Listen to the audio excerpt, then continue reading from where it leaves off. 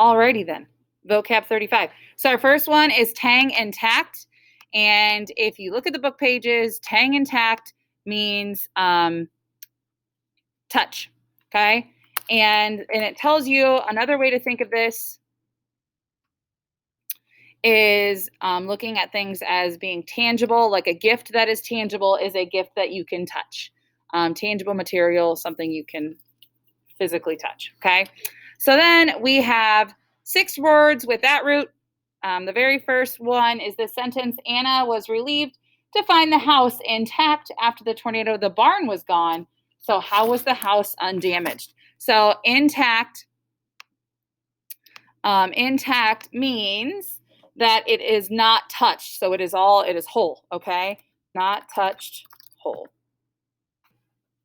The next word is intangible, okay? When we look at the sentence, it says, although Alex liked holding the babysitting money he earned, he thought the intangible rewards of babysitting, especially the fun he had with the kids, were much more satisfying. That's why he babysits, because the money is not worth it. It's more the intangible reward. So intangible means not able to be touched or physically felt, meaning emotions are intangible. You can't touch happiness, right?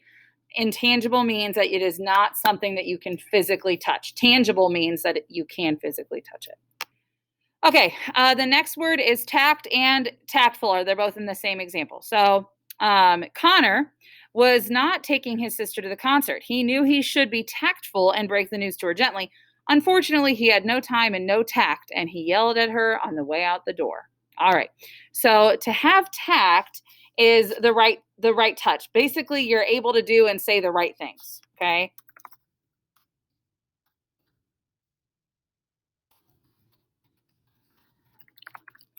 And then being tactful is having the right touch, like you have the ability. So tact and tactful, like tact is just like having the right touch, saying the right thing. To be tactful, that is more of a character trait. Like if you're somebody who just knows how to say the right thing and be kind to somebody and not necessarily be sassy and hurt feelings without even intentionally doing so, tactful is a character trait that relates to tact. So tactful, having the right touch or having the ability to say and do the right things. All right, 2 more words. The first one is tactile. It says, Sarah ran the velvet scarf through her hands, and its soft, tactile quality delighted her. Okay, so tactile just means of or about touch.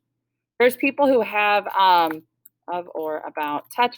People who have like a tactile disorder, and essentially what that means is like there's certain textures that they touch that just like irritate them so much that it almost sets them off the edge. So just certain touches may bother people, or they like velvet is just, it's a very nice thing. Or, when you put on a brand new hoodie and it's that super soft on the inside, it's got a good tactile quality to it. This last one is tangent. And the example says, for her birthday, Adele's father gave her a beautiful bracelet of tangent silver circles that barely seem to touch each other. So if something is tangent, it means that they are in contact or touching. And then I found some examples here, like these are, this is a tangent line because it is touching in one point to a circle. This one here is tangent to this one here because they are touching, okay? They are in contact, all right? Oop. All right, let's move on to our next root. And our next root is fid, and it tells us on the book pages that fid means trust. And it also tells us that when we look at the word, like think about the word confidence or trust or having faith in someone or yourself, okay? So we have confidant, confidential, diffident, fidelity, infidel, and pertify. So we have this paragraph here, and then we will define all the words. 2 weeks before, Lord Jaron had betrayed the trust of his friend, Prince Rondi. Jaron had used secret information. Rondi had told him in a plot against Rondi's father, the king. Why would he commit such pertify? Cried Rondi. He was my confidant, the one I told all my secrets to, and he exposed those confidential conversations. Rondi worried that Jaron had pretended his fidelity all these years. He was never loyal to me. I thought he was a diffident, shy person, but now I find that he was sly and wicked. All he wanted was my father's throne. I should have known he was an infidel when he would not go to church with me anymore. All right, so confidant. If someone is your confidant, that is someone that you trust with your secrets. Someone trusted with your secrets. Usually a confidant is a close friend. The next word is confidential. And if something is confidential, it means that it is told or written with the trust that it will remain a secret. So if something is confidential, or if we give you a confidential document, we are giving it to you knowing that we're going to trust that you are not going to go take that and go tell everybody. So like emails that teachers have with certain people, they are confidential, that we're not going to go and just tell everybody who says what. Okay.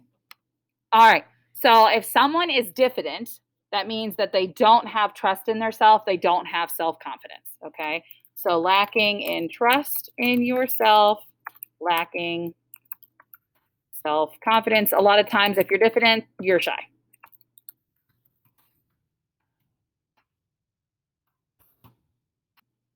The next word is fidelity.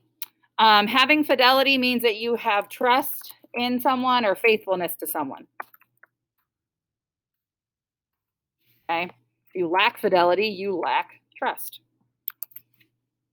All right. The next word is infidel. If someone is an infidel, it is someone who does not trust in a certain thing. So someone or a person who does not trust a certain thing, whether it be a religion, or sometimes people call people infidels just for not liking, my favorite book. So I could call you an infidel if you don't like Harry Potter, that kind of thing. So it's just whatever. A lot of times it's more in a joking matter if it's not your favorite book or a movie, and it's more you call somebody an infidel for not having a trust in a more serious matter. But yeah, that's that word. All right. This last word means breaking faith. So if you commit pertify, or did I spell it wrong? So if you do this, it means that you are breaking faith and trust. It is an act of betrayal. Dum, dum, dum. Only I could spell that correctly. All right. So really quick, I know I'm going to scooch to the other side, but I want to show you what your activities are, and then I'll give you some time in class to work. Don't forget, you do have a vocab quiz this Friday. So your activities are something you're very used to. Okay. Tell me the meaning of the root. Give me a picture. Now, for Tang and Tact, there are two membeam links. There's one for Tang and there's one for Tact. Either one is fine. And then using the two list words from your book. First of all, the amount of people that used the same sentences last week proves to me that we went on Google and we just typed in word or sentences with this word in it. Now, do not do that, because that is cheating, that is plagiarism, and I will take points off when I find out that we are using things that are not our own words. So make sure that you are writing the sentences on your own, because that's the only way you're going to learn them, okay? Same thing down here. You have fid. Make sure that you find the one that means trust and write the sentences in your own words, okay?